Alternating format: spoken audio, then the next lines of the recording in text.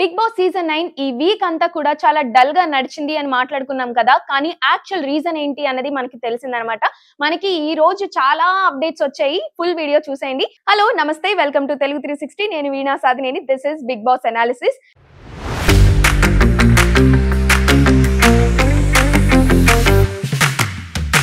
ఇంకా అనాలిసిస్ గురించి మాట్లాడాలి అంటే ఈ వీక్ టాస్క్‌లన్నీ చాలా అంటే చాలా తక్కువగా, లోగా, డల్ ఎనర్జీతో ఎందుకు నడిచాయి అంటే, ఫస్ట్ ఆఫ్ ఆల్ హౌస్ లో ఉన్న చాలా ఇన్మేట్స్ అందరికీ కూడా హెల్త్ పరంగా చాలా ప్రాబ్లమ్స్ ఉన్నాయంట. అందుకోసమే ఈ గేమ్స్ అన్ని కూడా కొంచెం తగ్గించారని కూడా టాక్ నడుస్తుంది. అండ్ మోర్ ఓవర్ ఆయిషాకి డెంగ్యూ అండ్ టైఫాయిడ్ రెండు కలిసి రావడంతో హౌస్ నుంచి బయటకు వచ్చేసిందని కూడా చెప్తున్నారు. హెల్త్ పరంగా ముఖ్యంగా చూసుకోవాలి కాబట్టి బిగ్ బాస్ టీమ్ వాళ్ళే తనని హాస్పిటల్ కి పంపించారంట. ఆల్రెడీ హాస్పిటల్ ఈ ప్రాసెస్ నడుస్తుంది కాబట్టి మేబీ తను కొంచెం రికవర్ అయిన తర్వాత మేబీ కొన్ని వీక్స్ తర్వాత మళ్ళీ రీఎంట్రీ అయితే ఇవ్వచ్చు. ప్రస్తుతానికైతే షీఈ్ అవుట్ ఆఫ్ హౌస్ అని కూడా అనుకోవచ్చు. ఎందుకంటే హెల్త్ బాగాలేనప్పుడు అంత దారుణమైన సిచ్యువేషన్ కి వచ్చింది కాబట్టి బిగ్ బాస్ హౌస్ నుంచి బయటకు వచ్చిందని చెప్పుకోవచ్చు. అండ్ నిన్న ఈ రోజు ఫుల్ గా వైరల్ అవుతుంది ఏంటి అంటే, తనుజ కళ్ళు తిరిగి పడిపోవడం. చాలా మంది అది యాక్టింగ్ అంటున్నారు, కానీ అది యాక్టింగ్ కాదు అని కొంతమందికి తెలుసు. ఎందుకంటే లైవ్ కంటిన్యూస్ గా చూస్తున్న వాళ్ళకైతే తన హెల్త్ రిపోర్ట్ మొత్తం తెలుస్తుంది. ఎందుకంటే టాస్క్లు ఆడుతున్నప్పుడు కానీ మాట్లాడుతున్నప్పుడు కానీ చాలా డల్ గానే దగ్గుతూ తుమ్ముతూ ఎప్పుడు కనిపిస్తూ ఉంటుంది అనమాట తనుజ. అండ్ కొన్ని ప్రీవియస్ ఇంటర్వ్యూస్ చూసుకున్నట్లయితే, నేను ఫిజికల్ యాక్టివిటీస్ ఎక్కువగా చేయలేను, నన్ను అలా పెంచారు మా నాన్న, అంటే వాళ్ళ ఫ్యామిలీ అలా పెంచారు అని కూడా చెప్పారు. అంటే తన బై నేచరే చాలా స్లోగా ఉంటుంది అన్నట్లుగా కూడా తను పోర్ట్రే చేశారు. అది ఏదో ఈ షో కోసం కళ్ళు తిరిగి పడిపోవడం, లేదంటే సీరియల్ యాక్టింగ్ ఇక్కడ చేద్దామని చెప్పేసి ఆ ఇంటెన్షన్ అయితే నాకైతే కనిపించలేదు. అండ్ కొంతమంది సోషల్ మీడియాలో ఉండేవాళ్ళు, యాంటీగా ఉండేవాళ్ళు మాత్రమే ఇలాంటి కామెంట్స్ చేస్తున్నారు. టాస్క్ అయిపోయిన తర్వాత కళ్ళు తిరిగి పడిపోయింది అని చెప్పేసి యాక్టింగ్ చేస్తుంది, అసలు కళ్ళు తిరిగి పడిపోతే వెంటనే పడిపోతారు, అలా స్టెప్ బై స్టెప్ పడరు అని చెప్పేసి వాళ్ళ అనాలిసిస్ వాళ్ళు చేస్తున్నారు జనాలు. కానీ అసలు మెయిన్ పాయింట్ ఏంటి అంటే, టాస్క్ అయిపోయిన తర్వాత అంత గ్యాప్ వచ్చిన తర్వాత ఆ టైంలో కళ్ళు తిరిగి పడిపోవాలి అని తను యాక్ట్ చేయాల్సిన అవసరం తనుజాకి లేనే లేదు. ఈ ఒక్క లాజిక్ మిస్ అయిన కొంతమంది ఈ చెత్త అనాలిసిస్ చేస్తున్నారని అయితే నాకు అర్థమైపోయింది.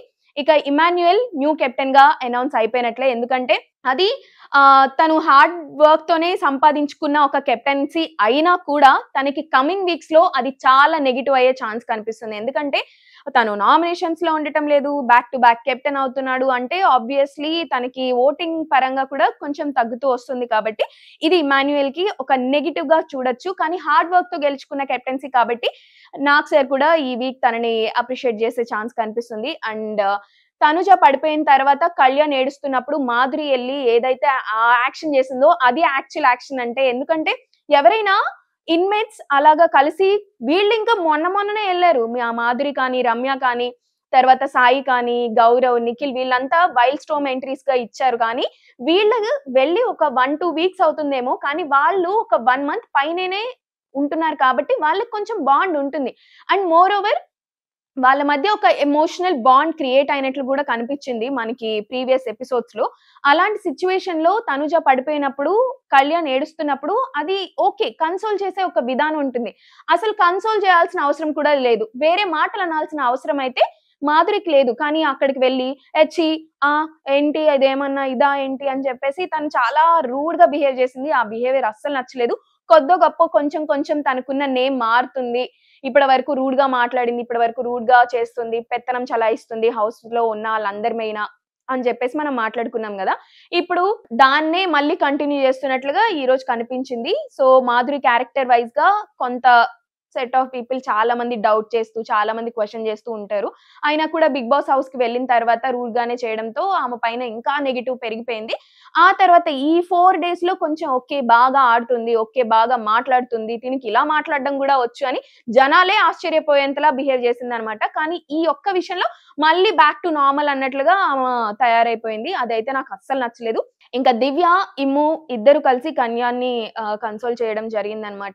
ఇంకా హెల్త్ అప్డేట్ చూసుకున్నట్లయితే తనుజాకి నిజంగానే కొంచెం డిజీనెస్ వచ్చింది అని చెప్పేసి అని అంటున్నారు. తనకే కాదు హౌస్ లో ఉన్న చాలా మందికి కూడా హెల్త్ పరంగా చాలా ఇష్యూస్ ఉన్నాయని కూడా మనకి సమాచారం అందింది. అందుకోసమే గేమ్స్ కూడా పెట్టలేదు కాబట్టి మేబీ ఇంకా కమింగ్ వీక్స్ లో వాళ్ళ హెల్త్ సెట్ అయిన తర్వాత టాస్క్లు పెట్టే ఛాన్స్ అయితే కనిపిస్తుంది. అండ్ ఇంకా వచ్చిన అప్డేట్ ఏంటి అంటే, రమ్య మనం ఫస్ట్ నుంచి మాట్లాడుకున్నాం. ఈ వీక్ థర్డ్ డే నుంచి నేను మాట్లాడుతూనే ఉన్నా. రమ్య డేంజర్ జోన్ లో ఉంది అని చెప్పేసి.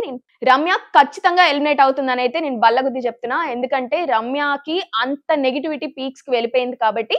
అండ్ ఇంకొక కొత్త అప్డేట్ ఏంటి అంటే ఆల్రెడీ ఎవరైతే హౌస్ నుంచి బయటికి వెళ్ళిన వాళ్ళు ఉన్నారో వాళ్ళందరూ మళ్ళీ హౌస్ లోకి రీ ఎంట్రీ ఇవ్వబోతున్నారట. అండ్ 1 వీక్ 2 వీక్స్ కూడా కాదు, కొన్ని వీక్స్ అక్కడ ఉండటానికి ప్లాన్ చేస్తున్నట్లు కూడా బిగ్ బాస్ టీం నుంచి మనకు వచ్చిన సమాచారం అనమాట. ఇప్పుడు శ్రీజ, ఎవరైతే ప్రియా, మనీష్ వీళ్ళందరూ ఎవరైతే బయటకు వచ్చారో వాళ్ళందరూ లోపలికి వెళ్ళబోతున్నారు. వీళ్ళందరికీ 2 వీక్స్ ప్రయర్ గా లగేజ్ సర్దుకొని వచ్చేయండి అని కూడా వాళ్ళకి చెప్పారంట. సో వాళ్ళంతా సర్దుకొని మళ్ళీ రీ ఎంట్రీ ఇవ్వడానికి ఛాన్స్ ఉంది. And flora Saini and Bharani వీళ్ళిద్దరికి మాత్రమే ఈ అప్డేట్ ఇంకా ఇవ్వలేదంట. వాళ్ళు ఇంకా కన్ఫ్యూజన్ లో ఉన్నారు, మళ్ళీ రావాలా వద్దా అని చెప్పేసి. ఎందుకంటే భరణి మొన్ననే వెళ్ళారు. Flora Saini she is actually peaceful. మళ్ళీ లోపలికి వెళ్ళి ఎందుకు అని చెప్పేసి తను అలా ఆలోచిస్తూ ఉండొచ్చు. సో ఓన్లీ కామనర్స్ అయితే యాక్టివ్ గా ఉన్నారు, వెళ్ళడానికి సిద్ధంగా ఉన్నట్లు సమాచారం. అండ్ వీళ్ళిద్దరు వెళ్తారా లేదా అనేది మీకు ఇంకొక రోజులో తెలిసిపోతుంది. అండ్ ఈ వీక్ లో ఎలిమినేషన్ రమ్య కాబట్టి, రాము కూడా డేంజర్ జోన్ లో ఉంటాడు కాబట్టి ఆ తర్వాత ఏమైనా ఛాన్స్ ఉండొచ్చు. ఎందుకంటే ఆయేషా ఆల్రెడీ బయటకు వచ్చేసింది, రమ్య బయటకు వచ్చేసింది, దివ్య తర్వాత కొంత గొప్ప లైమ్ లైట్ లోనే ఉంటుంది కాబట్టి తనకి ఓటింగ్ పరంగా బానే ఉంది. కళ్యాణ్ కి హైయెస్ట్ ఓటింగ్ నడుస్తుంది అని కూడా మనకి సమాచారం అందింది.